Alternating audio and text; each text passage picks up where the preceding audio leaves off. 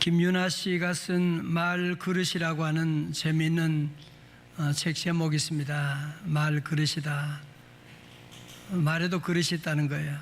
여러분, 예를 들면 그릇은 큰 것도 있고 작은 것도 있잖아, 그죠? 이 작은 커피 잔, 이런 잔에는 무슨 물체가 하나 떨어지게 되면 그러면 이 그릇에 물이 있으면 물이 금방 밖으로 튀어나가겠지요, 그죠? 금방 밖으로 튀어나가게 됩니다. 그렇지만 여러분, 큰 항아리에, 큰 그릇에 물이 담겨 있어요. 그런데 거기에 이런 컵 하나가 던져진다고 해도 그 큰 항아리에는 요동치지도 않고 물이 밖으로 튕겨나가지도 않지요. 그러니까 작은 그릇에 물이 차 있으면 조그만 것이 떨어져도 금방 이제 물이 튕겨나갈 것이고, 큰 그릇은 더 큰 물체가 떨어져도 물이 튀겨나가지 않습니다. 무슨 얘기하느냐? 우리의 말도 그릇이 있다는 거예요. 어떤 사람은 말 그릇이 너무 작아. 그래서 다른 사람이 무슨 말을 해도 말을 잘 듣지를 않아. 누가 뭐라고 얘기하면 그 남의 말을 듣지를 않는 게 아니라 들을 그릇이 너무 작아서 못 듣는 거예요. 자기 얘기만 계속 하는 거잖아. 그리고 다른 사람이 얘기하면 아니 그게 아니고 좀 들어볼 생각을 안 해. 남이 얘기하면 들을 생각 안 하고 그게 아니라 내 말 좀 들어보라니까 계속 자기 얘기만 계속 얘기하는 거야 지금. 왜 그렇다고요? 말 그릇이 작아서 그런 거예요. 말 그릇이 작으니까 외부에서 뭐가 들어오게 되면 그거를 담지 못하고 튕겨나가게 되는 거예요. 근데 말 그릇이 큰 사람들은 어때요? 누가 무슨 얘기를 해도 아, 그랬구나. 때로는 말도 안 되는 얘기를 함에도 불구하고 아, 그렇게 생각할 수도 있지 뭐. 그래. 그래서 어떻게 됐어? 너 당신은 집사님은 어떻게 생각해요? 하면서 다른 사람이 얘기할 수 있도록 계속 기회를 주고 그렇게 하는. 왜? 말그릇이 넓으니까.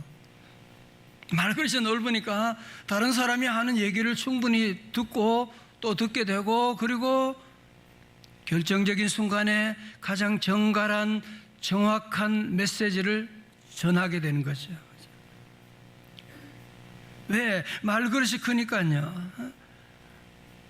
때로 시어머니가 잘 모르고 하는 얘기, 또 남편이 잘 모르고 하는 얘기 있잖아요, 그죠?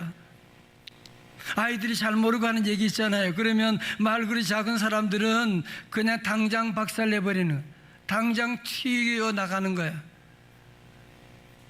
당신 틀렸다니까. 잘 모르고 왜 그런 소리 해? 아, 시어머니 말도 안 소리 왜 그렇게 하세요?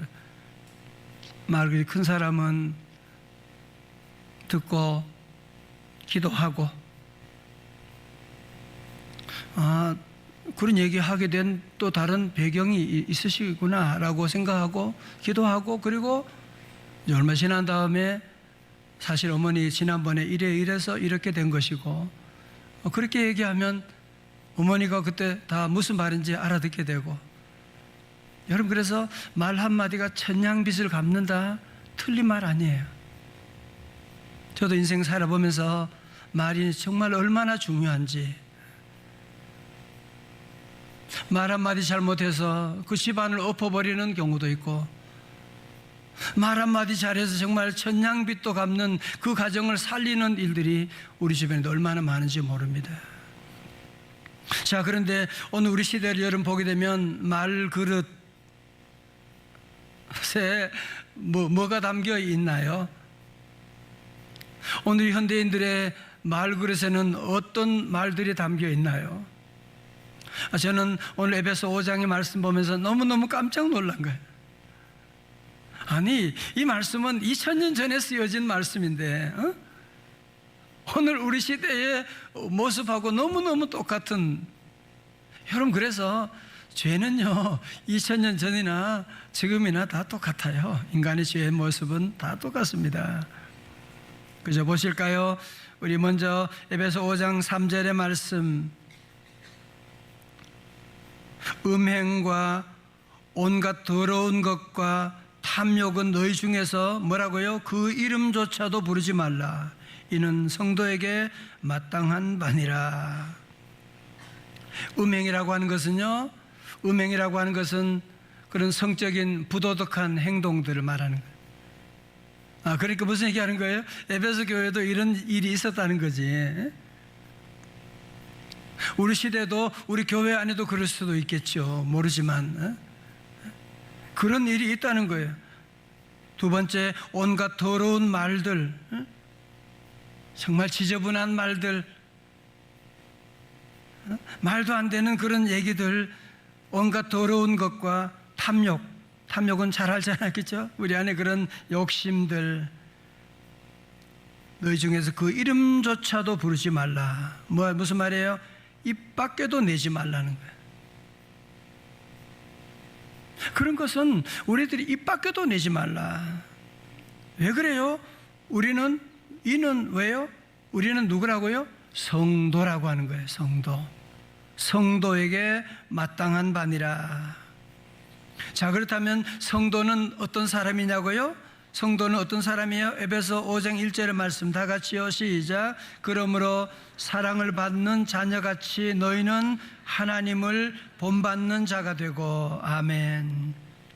무슨 말이에요? 우리는 하나님의 사랑받는 자녀라는 거예요.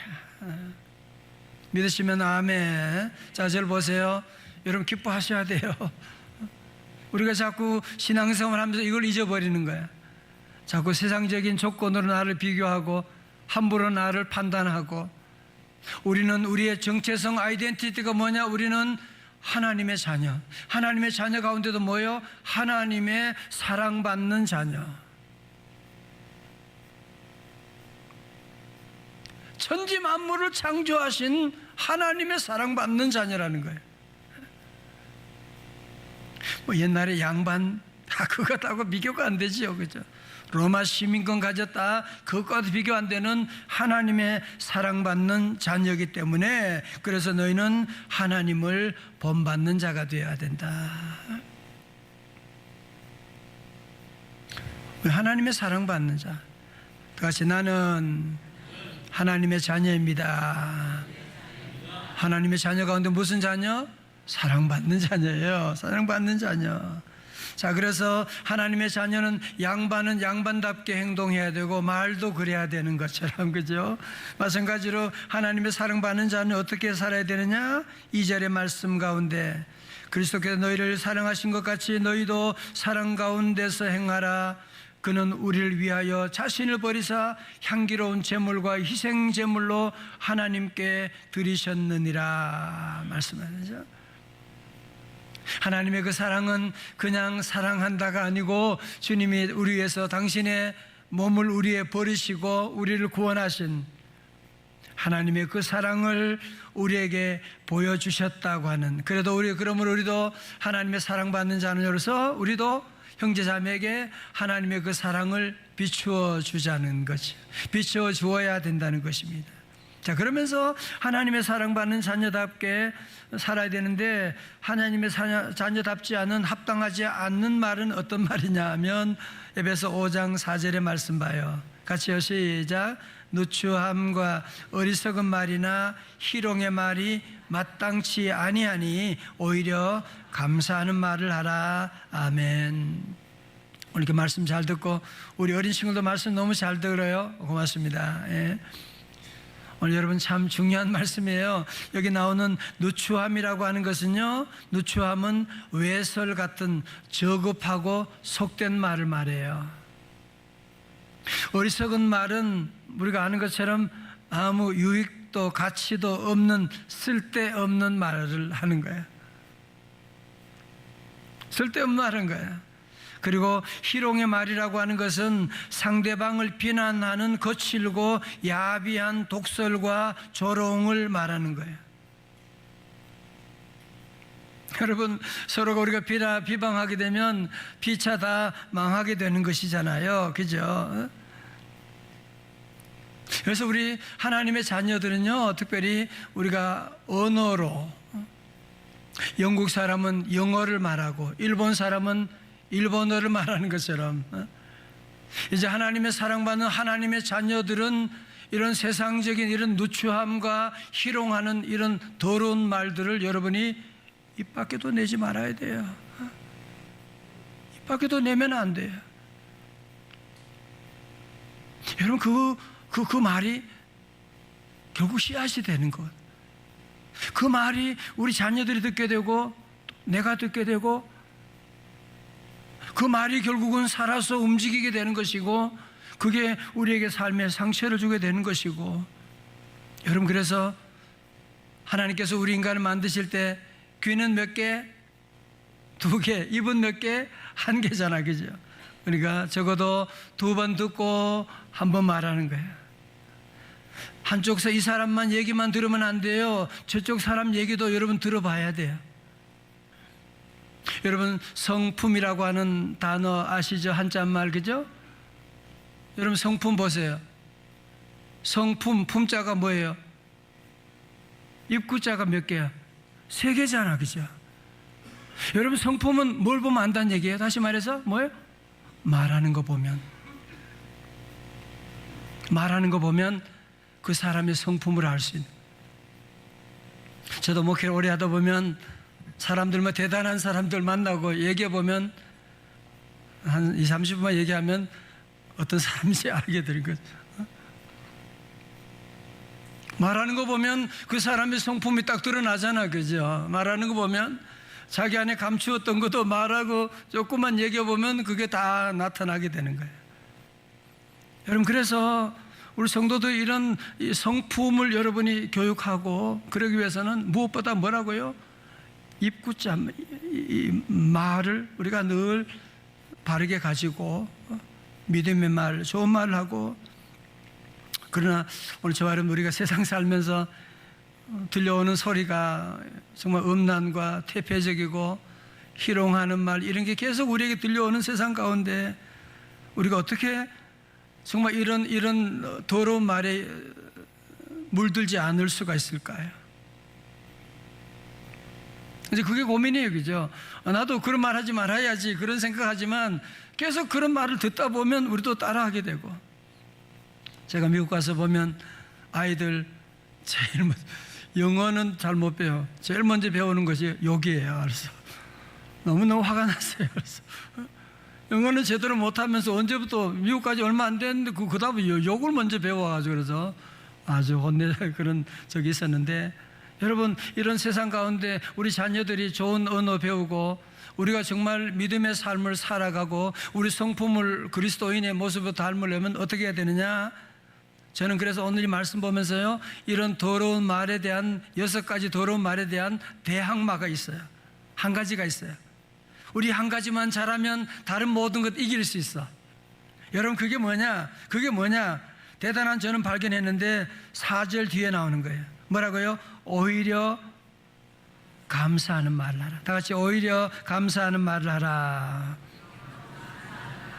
예, 오히려 감사하는 말을 하게 되면 여러분, 그 앞에 나오는 더럽고 음란, 이런 누추함, 이런 것들을 다 이길 수 있다는 거예요. 오히려 감사하는 말을 하면, 그 말만 배우게 되면 다른 것들이 다 힘을 못 쓰게 된다는 얘기거든요. 여러분, 특별히 오늘 본문의 말씀은 오히려 감사하라가 아니고요, 뭐라고요? 감사하는 말을 하라. 감사하는 말을 하라. 여러분, 감사는 헬라어로 유카리스토스라고 그래요. 유카리스토스. 근데 유라고 하는 것은 뭐냐면은 좋다, 그 뜻이에요. 카리스는 또 뭐예요? 카리스 찬양대 어디 갔어요? 카리스는 뭐예요? 은혜.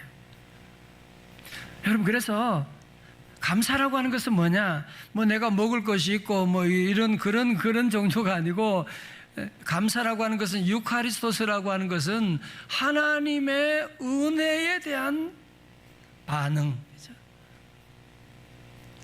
하나님의 은혜에 대한, 하나님이 주신 것, 감사는 뭐예요? 받은 것을 받았다고 말하는 거거든요.